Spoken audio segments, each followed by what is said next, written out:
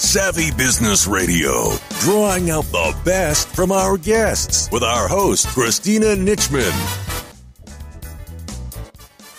Our guest today is Jennifer Fortney. Jennifer has over 20 years experience in journalism, public relations, marketing communications, and started her very own marketing PR firm, Cascade Communications. Today, she shares some of her top marketing PR tips on how to help grow your brand. Find out more, visit CascadeComms.com. Hi, Jennifer. Welcome to Savvy Business Radio. How are you today? I'm great. How are you doing today? I'm so great. I'm doing even better now that you're here with me to share marketing and PR. Often people think they're two separate entities, but actually they're not. They're one of the same coin. And you're going to share some of your great wisdom in that area. And along with, let's start with what brought you into the realm of PR. Interesting path. I was actually a vocal music major on scholarship. And ended up changing over to journalism.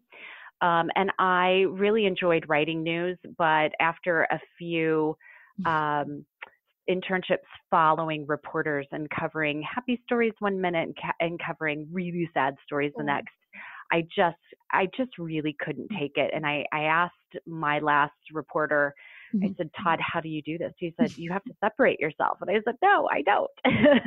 This is really sad. I never want to shut off my feelings. So my professor said, look, you're a great writer. You understand news. You would be an asset in public relations because it is a journalism-based field. And they still had a degree program in journalism for business communications, which is internal, external PR, essentially. And I worked in marketing and general marketing for a sports team, radio broadcast station, and then understanding I really needed to round out my career with a PR agency position. And the first place, I literally sent my resume over to a place in Chicago and a big corporate firm. And 30 minutes later, they said, when can you get here? And that had been a real struggle for me to find an entry-level job. I really wanted to stay in the Kansas City area. But so I ended up in Chicago, and 3 years turned into a lot more. And corporate agency, boutique agency, and then I went out on my own and really started with a focus on small business. And so with my PR background and then also my knowledge in general marketing, because my degree was also in covered general marketing, promotions, advertising, sales, all of that good stuff as well. So I really felt like I had sort of more of a full package to bring to small businesses than just your typical, sort of PR person, PR agency. Yeah. And I don't think, and we talked about this a little bit before our interview, that often people don't have a really good understanding of what is PR, that it's actually a tool in your marketing toolbox. And people don't really have a clue of, well, what does marketing or PR mean in my toolbox and how do I use it for my business? Share what your perspective, but what is PR in small business? So I really feel like when you hear people they'll say marketing and PR, my agency is marketing and PR. And I think that people separate PR out of sort of the overall marketing toolbox because it operates a lot differently than the rest of the elements. It's different than creating a promotion or an ad or a website or a sale. It is a journalism field, and I would equate it very much to sales. So my job is to, as a journalist, come up with that newsworthy, compelling story about your business. And ideally, that's the story you want to tell across all of your marketing. Once you nail down the why of your business, which is really that compelling news story, then you can carry that throughout all of your marketing. Wow. So to step back, I'll step back just a second. So PR, I come up with that interesting news story, and then I go out and I try to, quote unquote, sell journalists on its value and encourage them to do a story. Interesting. So for me, and I never tied until I spoke to you today, the understanding that actually PR is like news, is being a journalist and taking that and making that story about your business into a newsworthy story. I never saw that before. Now, can you do that for yourself, or does it take someone who really has a good understanding of how journalism works to actually build that good newsworthy story? It is. And I would like to say, PR, when it first started, the practice first started, and probably P.T. Barnum was the first to introduce the concept of PR to the world. But it really took off in the 30s and 40s. It was initially the practice of driving positive news stories for your business that would result in sales, right? You're informing people through a third-party influencer, somebody you trust, right? If you see a journalist write a story and mention a product or a company, you're 10 times more likely to either go buy it or at least go to the website and check it out to learn more. So we know that it's a very powerful tool. But yes, you do have to understand and think like a journalist. I have taught a class. I taught a class for 5 years at SCORE, Chicago, teaching people about PR, what it is, how it works, and how to think like a journalist. I would say that the easiest thing is for people to think about Twitter. I mean, we really live in a headline world, right? What makes you click on something? And start thinking about how you can create that sort of headline for your business. It's well, I'm not going to say it's easy to learn. Some people pick it up a lot easier for themselves to do it for their business than other people. Some businesses find like, look, I just don't have the time. So, for them, it's a lot easier to hire a professional or an independent PR person to help with that. Yeah, I get you completely on that. Now, explain for me small businesses and stories. How do stories play a part in building people to your brand and to you as a company? So it's really about differentiating yourself. And I find that small businesses and startups have a difficult time filtering out what that story is. They in their mind, they think this is the story. It's the features, it's the benefits of my product or my service, but they don't define the why. Why did you start this business? Why is it going to change the world? Why is it going to change lives? So for an example, I worked with a very early on inspirational fashion brand, and their messages were on their shirt, and I just fell in love with them instantly. Everybody did, but I wanted to make that connection to the studies like psychology, the power of positive thinking. And so to build their story, I took that study, I took some information, some statistics from that, and built that into their story. Right. So I set the foundation for the why their product was meaningful to people. And it was picked up by Shape. It was picked up as an Oprah's favorite things. I mean, they just exploded. And people really caught on to that story and the power of positive thinking. So it's taking your product and you say, okay, what is the why? Why am I doing this? For them, it was to promote self-esteem. It was so that other people would see the message on your shirt and start feeling that for themselves.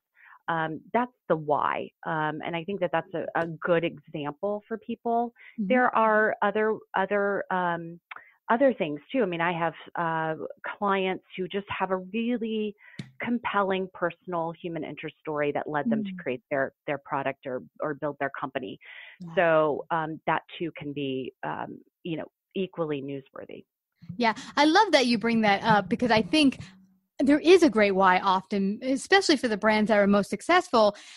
But I think often, and as a new business owner, you don't often get in touch of what is that big why inside of you. Sometimes it's a really intriguing story that you don't think is all that interesting because you've lived it.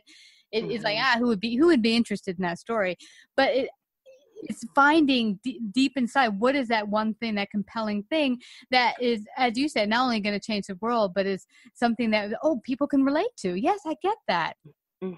Yeah, it's interesting, right? I mean, and a journalist, that's what they're looking for. They're looking for what is interesting about this. So I still see a lot of people send out sort of these blanket press releases that are really dry and boring, and there's no story there. There's no why. It just says this company launched today, and this is the product, and this is where you can buy it. Well, you've lost just about everybody. I mean, if they get through your headline and your subline, you just lost them in the lead sentence of your lead paragraph, right? They're not going to read any more further on. Journalists don't have time. There are far more PR people or agencies out there trying to generate news for clients than there are journalists. So you really have to tell them what the story is up front. Yeah. And you're right. I mean, so many small businesses, they're running their business every day. They're in the weeds. And so to take that valuable time out to step back and look at their business and say, okay, what is our why? What is my why? It can be a challenge, but it's totally worth it if you make the time.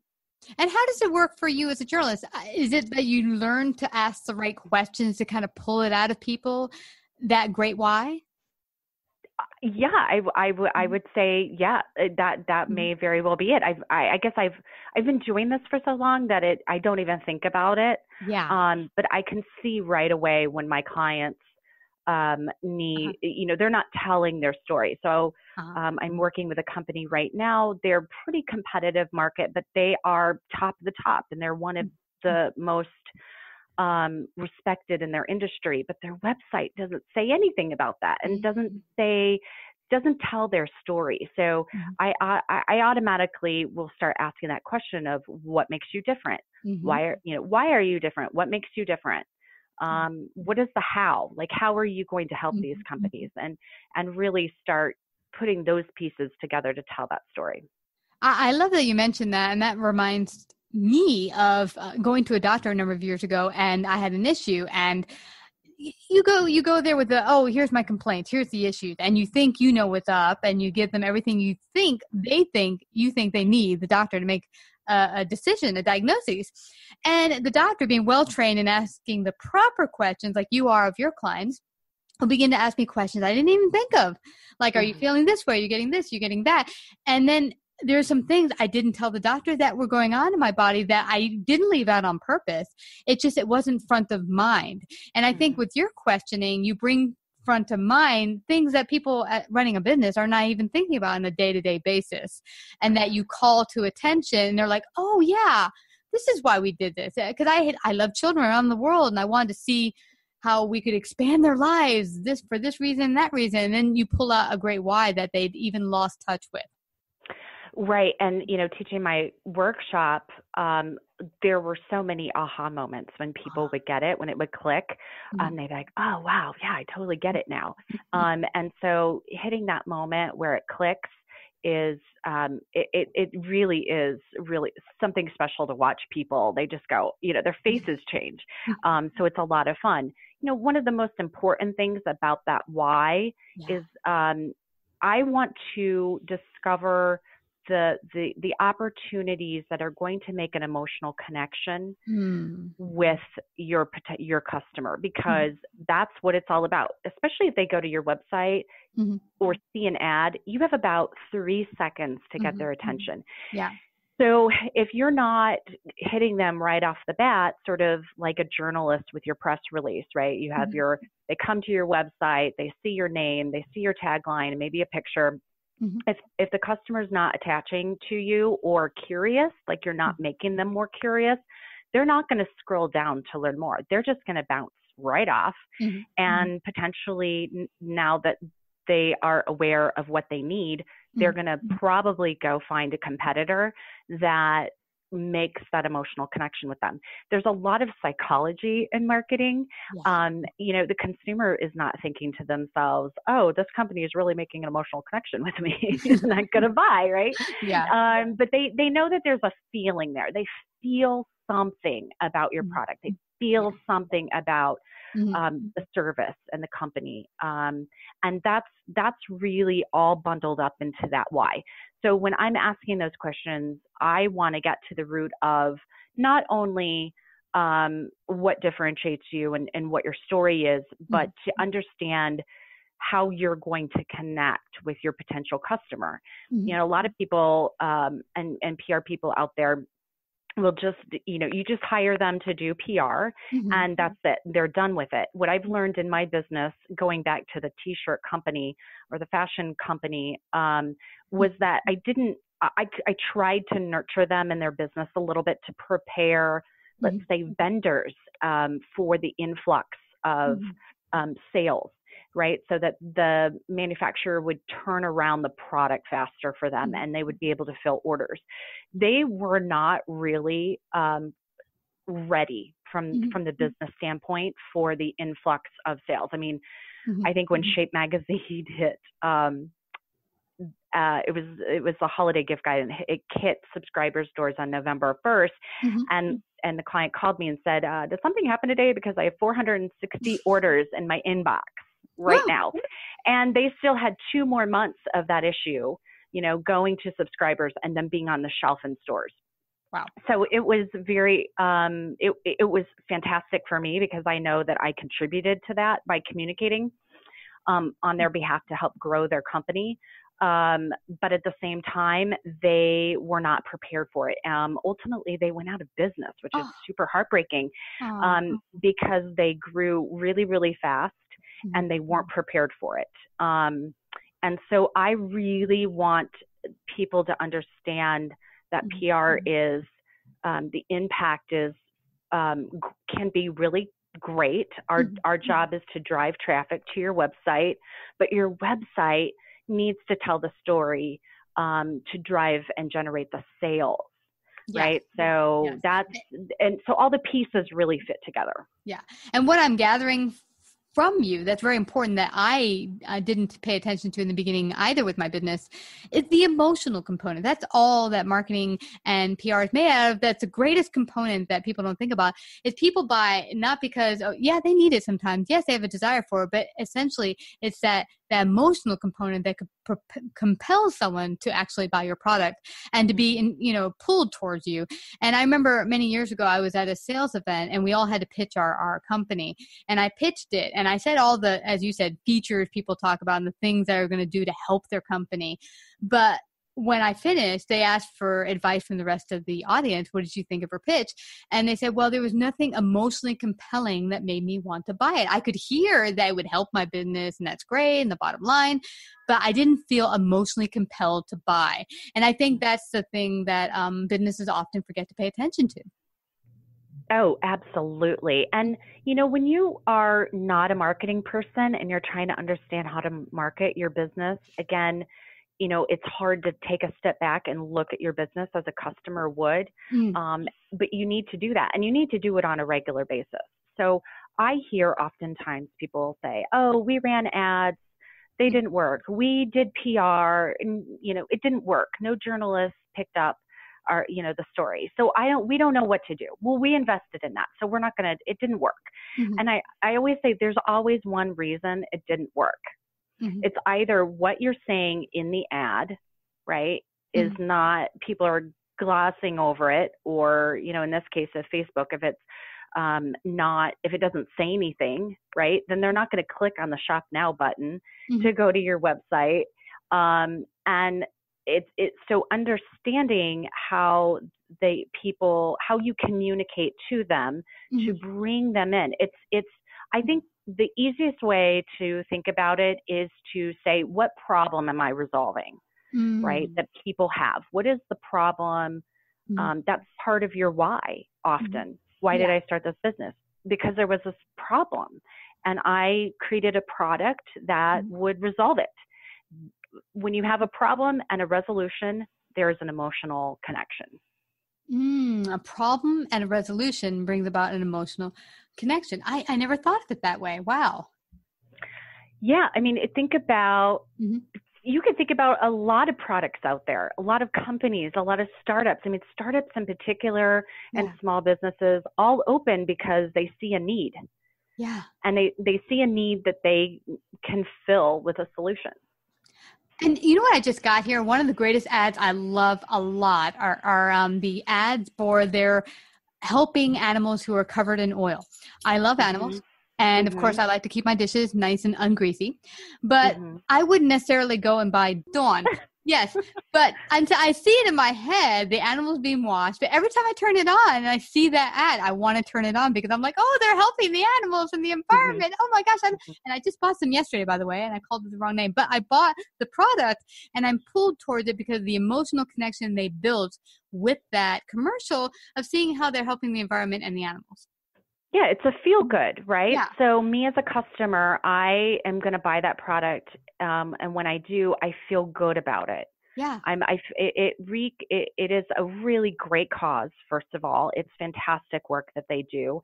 It is even more brilliant that they have turned it into Mm-hmm. a marketing campaign Yeah. that is corporate responsibility, Mm-hmm. customer feel good, and there's nothing better than that. Yeah, absolutely. I actually go on YouTube just to go find their commercials. And that's what you want in building any type of ad, PR, is that you want that connection, like the Geico and Progressive commercials. Who likes insurance per se? Oh, I can't wait to get some insurance today.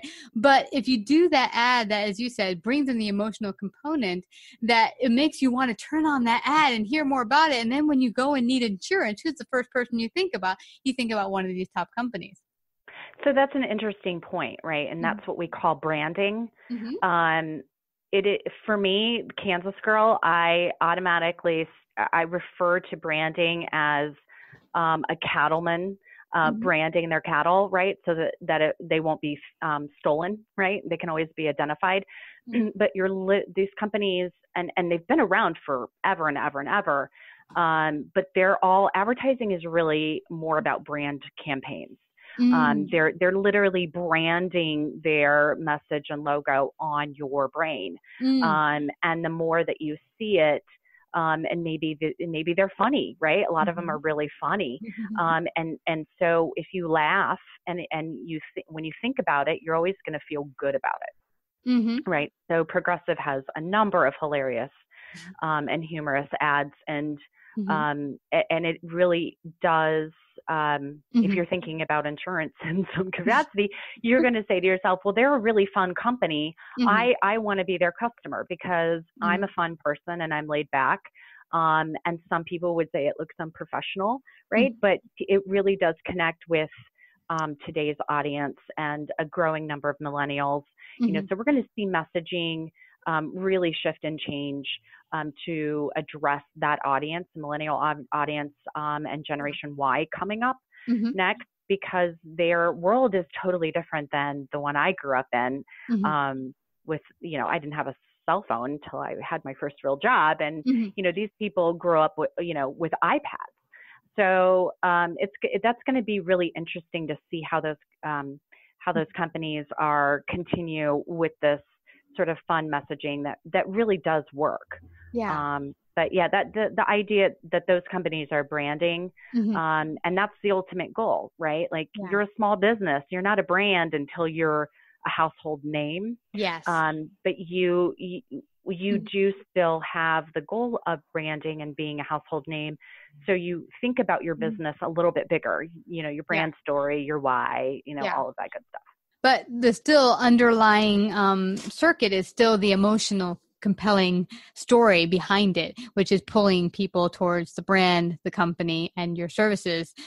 Well, this has been a fascinating talk, and I'm so grateful you're able to share your wisdom today on PR marketing. So important that people really understand the misconceptions of it and what it really means and how it can help their business. And I want you to share with people how they can get in touch with you if they want to build up their marketing and PR package in their business and get their business to the next level. Sure. Well, you can find me online. My company is Cascade Communications, or I'm sure you can search Jennifer Fortney Public Relations. I'll pop up as well.